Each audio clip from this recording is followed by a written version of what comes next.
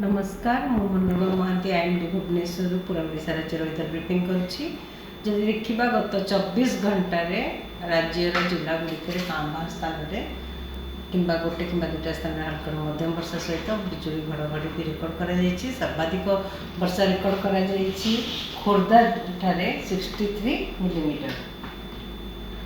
वर्तमान सुचिन्हित लघुचाप क्षेत्र ठीक तमिलनाडु उपकूल दक्षिण पश्चिम बंगोपसागर में अवस्थित।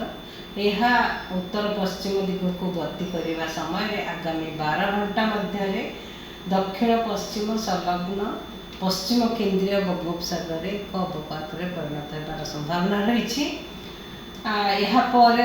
परवर्ती 12 घंटा मध्य उत्तर तमिलनाडु पुडुचेरी एवं दक्षिण आंध्र प्रदेश उपकूल दे गति कर संभावना रही, जहाँफल कि आमर विंड्र पवनर दिग परिवर्तन होगा फल कि आर्द्रता आमर बंगोपसागर आसूसी, जहाँफल गोटे कि दुटा स्थान कि कांबा स्थान राज्यर कांबा स्थान में वर्षा सहित बिजुली घड़घड़ी होबार संभावना रही।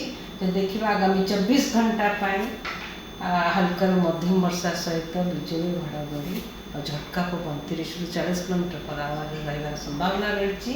आम दक्षिण उपकूलवर्ती अंचल जिलागुड़िक सहित मालकानगिरी कोरापुट रायगड़ा नबरंगपुर कलाहांडी कंधमाल खोर्धा पुरी नयागढ़ गंजाम गजपति जिले में रही संभावना रही।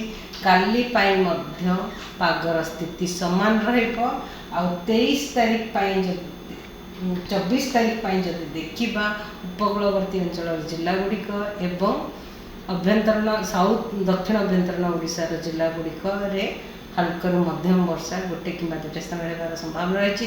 सहित वर्षा सहित बिजुली घड़घड़ी झटका पवन 30 ରୁ 40 किलोमीटर पर आवर रही संभावना रही गोटे कि दुटा स्थान जिलागुड़िकर से येलो कलर वाणी जारी कर 25 तारीख 25 तारीख में हल्का मध्यम वर्षा रही संभावना रही उपकूलवर्ती अंचल जिलागुड़िक पाखापाखि अंचल जिलागुड़िक सहित बिजुली घड़घड़ी और झटका पवन 30 ରୁ 40 किलोमीटर पर आवर रही संभावना रही, जहाँफल कि जिलागुड़ी को येलो कलर वाणी जारी कर 26 तारीख में पागर स्थिति सामान रही। 27 तारीख 28 तारीख रे वर्षा राज्यर जिलागुड़िक किछि स्थान में हल्का मध्यम वर्षा रही संभावना रही। धन्यवाद। नुआ नुआ खबर जानिबा पई आमो एलएन टीवी को लाइक शेयर और सब्सक्राइब करंतु।